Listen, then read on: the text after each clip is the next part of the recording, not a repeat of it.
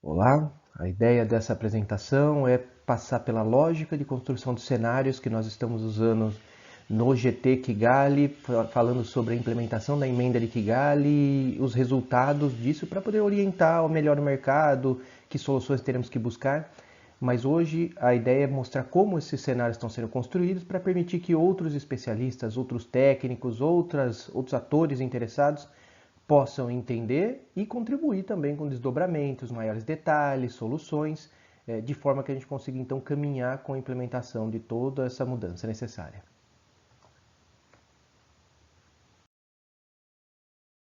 A partir então é a origem dos dados.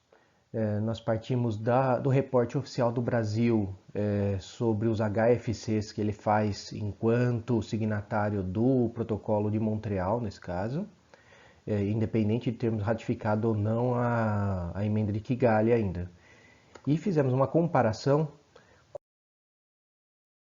os dados disponíveis de importação, traçando então esse comparativo do GWP com o que está sendo reportado e sentimos ali, ou verificamos uma variação de 6,8%.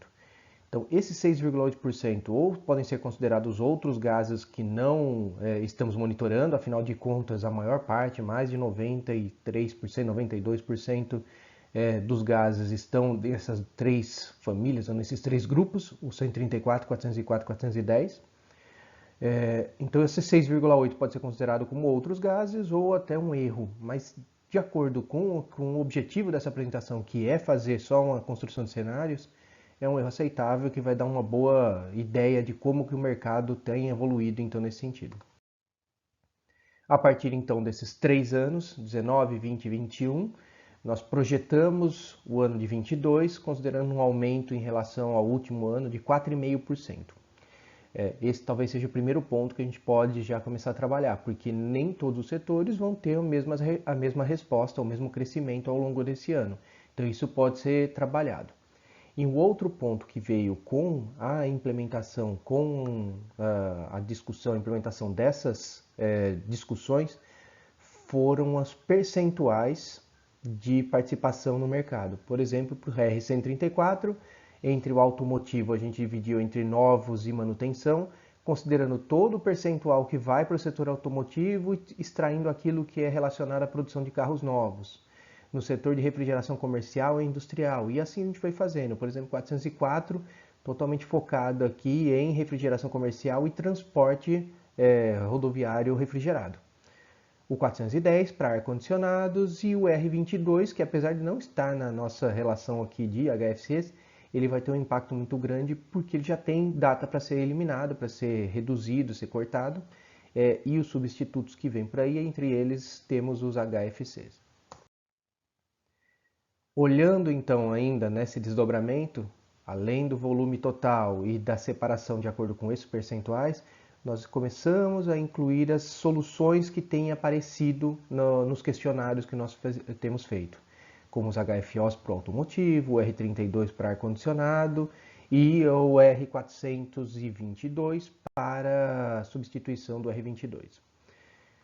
E qual vai ser o impacto disso? Então, em relação à última apresentação para essa, a gente já sentiu uma diferença, uma melhora com a inclusão dessas novas soluções ali. Se nós não tivéssemos feito nada, ou se não fizermos nada, a linha azul é o que preponderar. Né? 25, em 2025, nós já atingiríamos o limite da cota de importação de HFCs. Porém, com a implementação dessas mudanças que foram listadas ali anteriormente, o R32, os HFOs para automotivo e o R422 substituindo o R22, nós temos esse novo comportamento nesse cenário, onde o limite seria atingido em 29. Isso, claro, dá um tempo maior para a gente conseguir se planejar e implementar as mudanças, mas está longe de ser o ideal. Se nós olharmos aqui, então, são essas mudanças que foram feitas. Né? O R22, ele consegue achatar a curva de crescimento da demanda por HFCs. Apesar de ele também ser um HFC, ele tem um potencial menor. Só que, por outro lado, a entrada do R422, ele aumenta essa demanda, essa necessidade brasileira por fluidos que têm alto potencial de aquecimento global. E com isso, mesmo a entrada dos HFOs na refrigeração automotiva, no ar-condicionado automotivo, você vê que esse achatamento da curva, ela no máximo fica estável. Esse é um ponto que a gente precisa começar a observar. Aqui só a lógica de novo, né?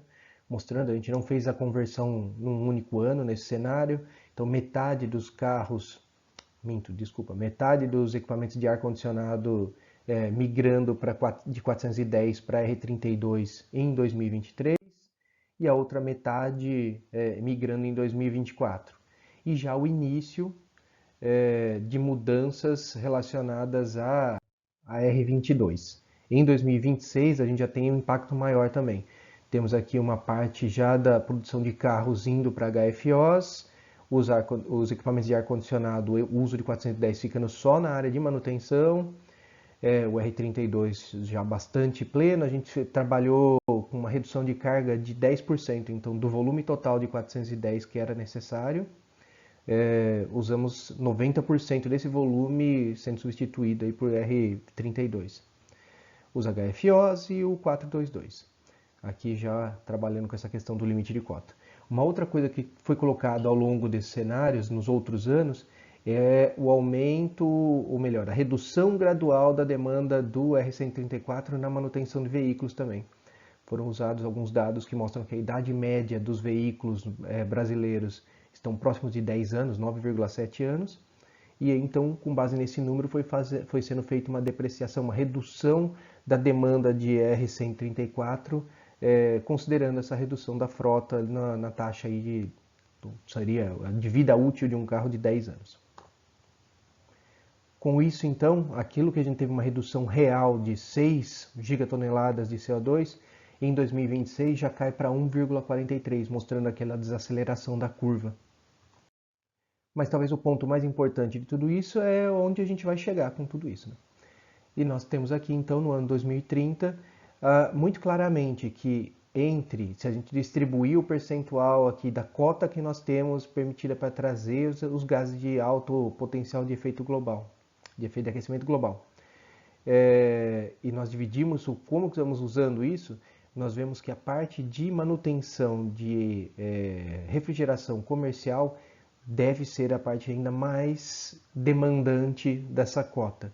A ideia de substituir o R22 por 422 não é uma ideia interessante do ponto de vista da emenda de Kigali, porque ela vai impactar demais na quantidade de gases que a gente pode trazer para o Brasil. Até 2029 estaremos tranquilos, mas em 2030 a gente já vai ter ultrapassado 30% dessa cota necessária ou o que a gente pode trazer de fluidos desse tipo. O que eu quero mostrar com isso é que talvez aqui esteja o nosso ponto de atenção para a implementação das ações do Brasil. Nós temos que ter uma atenção especial nessa transição do 22 para outros substitutos que também não sejam de alto potencial de aquecimento global. Em segundo lugar, o destaque está nas manutenções. Então, a manutenção automotiva, manutenção de também ainda refrigeração comercial, manutenção de novo de refrigeração comercial, manutenção de equipamentos de ar-condicionados antigos, serão as áreas que vão demandar mais.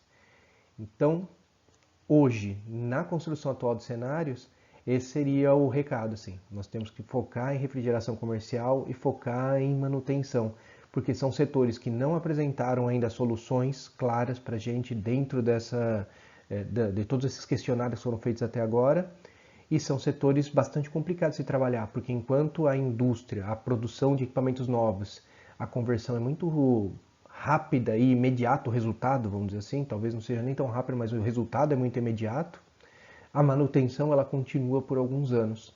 Então, de que forma que a gente vai trabalhar para que esses setores também possam ser atendidos com os recursos, com as tecnologias, com os treinamentos, com a orientação, para que a gente consiga realmente chegar no resultado que precisamos aqui.